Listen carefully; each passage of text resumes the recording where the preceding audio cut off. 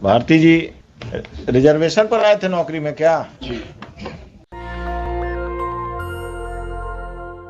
ये वीडियो सुना आपने? ये वही पटना हाईकोर्ट के जज हैं जिनका वीडियो वायरल हो रहा था बुलडोजर को लेकर कि यहां बुलडोजर कैसे आ गया। मैं वही सोच रहा था कि बीजेपी शासित राज्य में इतनी क्रांतिकारी जज कहां से आ सकते हैं। अब पता चला कि ये साहब पटना हाईकोर्ट के जज हैं और ये घोर जातिवादी भी हैं। सुप्रीम कोर्ट के वकील नितिन मिश्राम और बहुजनों के सबसे बड़े पत्रकार दिलीप मंडल ने इनका ये वीडियो काटकर शेयर किया है और कहा है कि इनको फेमस कर दीजिए। अब इसका साइड इफेक्ट बताता हूं। सोचिए, बुलडोजर चलने की शुरुआत हुई यूपी से, उसके बाद मध्य प्रदेश में चला, उसके बाद असम में चल रहा है। बिहार में चूंकि अब बीजेपी की सरकार नहीं है, वहां नीतीश कुमार हैं और तेजस्वी यादव की सरकार है, गैर आरएसएस गैर सवर्ण बहुजनों की सरकार है, तो आपको ऐसे तमाम क्रांतिकारी जज अब दिखेंगे, तमाम क्रांतिकारी अधिकारी दिखेंगे। नमस्कार, मैं शंभू कुमार सिंह और आप देख रहे हैं नेशनल दस्तक। तेजस्वी यादव ने कैंपेन चलाया कि मैं सरकारी अस्पताल को सुधार दूंगा। एनएमसीएच के मेडिकल ऑफिसर को बर्खास्त कर दिया। सवर्ण समाज से थे, अड़ गए, मुख्यमंत्री डिप्टी सीएम के खिलाफ अड़ गए, आईएमए को एकजुट कर लिया और तमाम Indian medical association Tejashwi Yadav के साथ खड़े हो गए। सोचिए, ऐसे है सवर्ण समाज के लोग। लेकिन जब तक जहां जहां बीजेपी की सरकार है, सवर्णों की सरकार है, एक अधिकारी का नाम बताइए जो ऐसे अड़ता हो।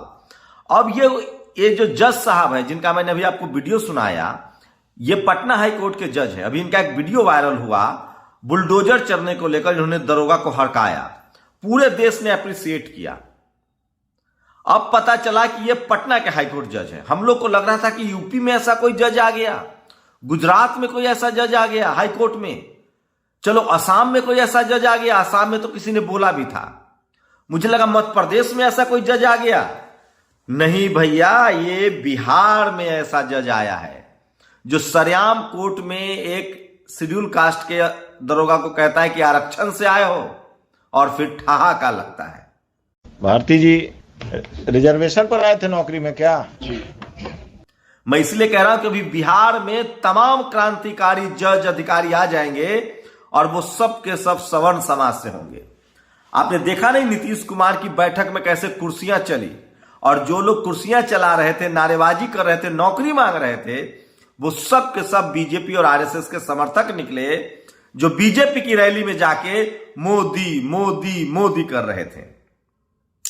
तो ये सवर्णों को, सवर्ण अधिकारियों को और सवर्ण पत्रकारों, ये सारी चीजें सवर्ण अधिकारियों से गैर सवर्ण अधिकारियों को सीखना चाहिए कि कैसे अपने ताकत का मुजाहरा किया जाता है और कैसे अपने अधिकार के लिए लड़ा जाता है, चाहे सरकार किसी की हो। सोचिए, जैसे इस देश में मायावती, अखिलेश, तेजस्वी यादव, नीतीश कुमार, हेमंत सोरेन जैसे लोग मुख्यमंत्री बनते हैं या प्रधानमंत्री तक बन जाते हैं, तो शिकंजा कसने लगाता है, पत्रकार ईमानदार हो जाता है, कोर्ट फैसले देने लगता है, तमाम अधिकारी अपने हक अधिकार के लिए सचेत हो जाते हैं।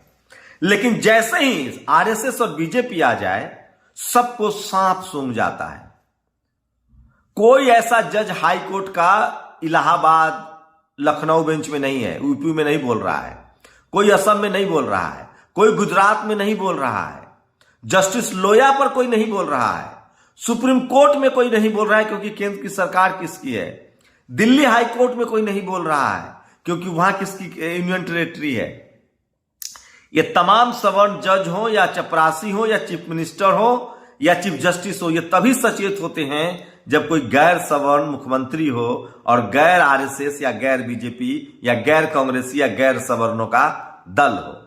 वही सोच रहा था कि इतना तेजस्वी जज साहब कहां से आ गए। अब पता चला है कि ये पटना हाईकोर्ट के जज हैं और इन्होंने सरेआम एक शेड्यूल कास्ट के कर्मचारी का अपमान किया। तमाम दिलीप मंडल से लेकर नितिन मिश्राम ने इसको ट्वीट किया है, प्रधानमंत्री को, किरण रिजिजू को, कानून मंत्री को, इनको मोशन लाकर संसद में इनके प्रति महाभियोग चलाया जाए और इनको हटाया जाए।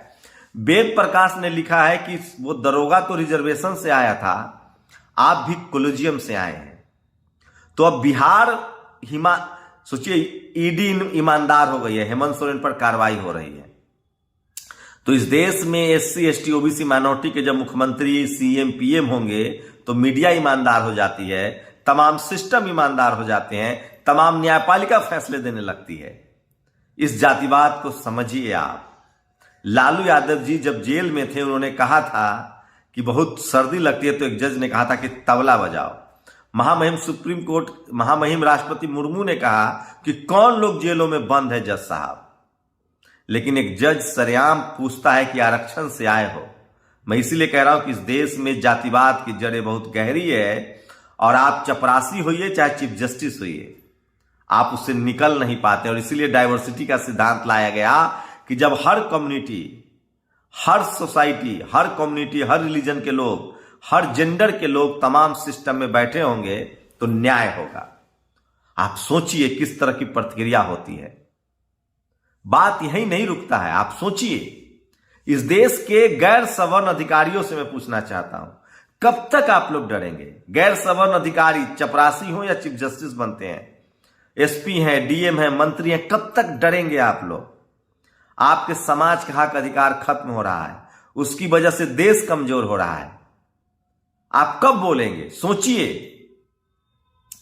कल यूपी में, ये सब वीडियो देखते जाइए, यूपी में ठाकुर समाज के अधिकारियों की नियुक्ति कर दी गई, चाहे तमाम जगह पर किस तरह से पुलिस का व्यवहार रहा है। 2-3 वीडियो देखिए। आगे आईडी दिखाई हमने, वो पर्ची हमारी लेके फाड़ के उन्होंने फेंक दी, बोले चलो जाओ घर को। कहीं वोट नहीं डालने दिया गया, मुसलमानों को भगाया गया, रिपोर्टरों को हड़काया गया। एक एक दरोगा कट्टर हिंदू अखिलेश यादव और ठकुराइन डिंपल यादव के चुनाव को डिरेल करने पर लगा रहा। यह होती है जाति की हनक, यह होती है जाति की समझ। सोचिए, इन्फोर्समेंट डायरेक्टरेट ईडी के जो मिश्रा जी हैं उनको 3 बार एक्सटेंशन दिया गया, लेकिन कोई नीचे का उनके नीचे वाला अधिकारी मुंह नहीं खोलेगा।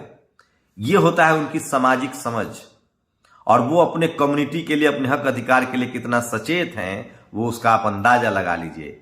उनका चपरासी हो या चीफ जस्टिस हो, उनका पीएम सीएम हो, उनका पुलिस कमिश्नर हो, पुलिस अधिकारी हो, सब के सब अपने जातीय अभिमान, अपने कम्युनिटी के हक अधिकार के लिए कितना सचेत हैं, और इसलिए वो जीत रहे हैं। वहीं एससी एसटी ओबीसी माइनॉरिटी के नेता हो, अधिकारी हो, कर्मचारी हो, हम सब पत्रकार हो, सब डर के साए में जीते। हम 2म दर्जे के नागरिक हैं, हमें अपने अधिकार के लिए बोलना चाहिए। क्या इन जज साहब की प्रतिक्रिया पर इस देश के तमाम हाई कोर्ट में, लोअर कोर्ट में और सुप्रीम कोर्ट में जो एससी एसटी ओबीसी माइनॉरिटी के जज हैं उनको नहीं बोलना चाहिए? सोचिए, किसी ने लिख दिया कि ब्राह्मण देश छोड़ो, यह नहीं पता है कि किसने लिखा। ज्यादातर लोगों का कहना है कि यह किसी ने, ऐसे ही शख्स ने लिखा है जिसको उन्माद फैलाने का पता हो। अब तक मैं इसलिए कह रहा हूं कि ब्राह्मण बनिया देश छोड़ो, यह बनिया शब्द नहीं है इस आइडियोलॉजी में। ब्राह्मण समाज को डीएनए के आधार पे विदेशी लोग मानते हैं। बामसेफ का यह आंदोलन है कि डीएनए की जांच हो, उसमें बनिया किसी ने तो घुसाया है, फिर ठाकुर घुसाया है, कायस्थ घुसाया है। मैं फिर कह रहा हूं, इस देश के हर लोग भारत के मूल निवासी हैं। कोई लोग मूल निवासी हैं, कोई भारतवासी हैं। किसी को कहीं जाने की जरूरत नहीं है। बाबा साहब ने उस समय कहा था कि यह ठीक नहीं है। ये बाल गंगाधर तिलक ने किताब लिखी थी कि हम आ रहे हैं, क्योंकि उस समय अंग्रेज थे, उनसे इनकी सेटिंग एटिंग करनी थी। तो ये देसी विदेशी का कंसेप्ट कौन लेके आया? और कोई ना कोई, किसी न किसी मुल्क का इंडिजीनियस तो होता है, मूल निवासी होता है। जयपाल मुंडा साहब ने कहा था। लेकिन सोचिए कि उसको लेकर पूरा ब्राह्मण समाज लामबंद हो गया, एकजुट हो गया। लेकिन मनुस्मृति में क्या लिखा है उस पर बात नहीं करेगा। सोचिए, बाबा साहब ने मनुस्मृति जलाई थी, आज उनका परिनिर्वाण दिवस है। आज कुछ लोग शौर्य दिवस मना रहे हैं। आप Twitter, Facebook, social media, TV, अखबार देख लीजिए, कौन लोग बाबा साहब के परिनिर्वाण को, उनको याद कर रहे हैं, उनको नमन कर रहे हैं, उनको श्रद्धांजलि दे रहे हैं? कौन लोग हैं?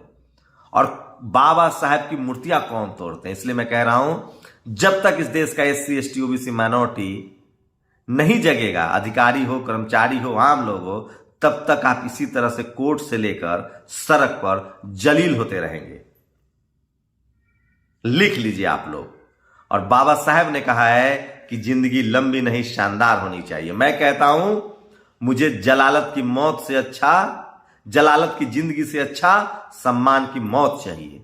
इसलिए तमाम गैर बराबरी, तमाम भेदभाव, तमाम असंवैधानिक कामों के खिलाफ आपको आवाज उठानी पड़ेगी, नहीं तो इसी तरह से आप जलील किए जाएंगे। आप लोग अपनी प्रतिक्रिया जोड़ दीजिए। शुक्रिया। नेशनल दस्तक की आपसे गुजारिश है कि अगर इसको बचाना चाहते हैं तो नेशनल दस्तक को सब्सक्राइब करने के लिए रेड कलर के सब्सक्राइब बटन को दबाएं, फिर बेल आइकन की घंटी दबाएं। नेशनल दस्तक को बचाने के लिए बहुत जरूरी है कि हर खबर को शेयर करें, लाइक करें, कमेंट जरूर करें।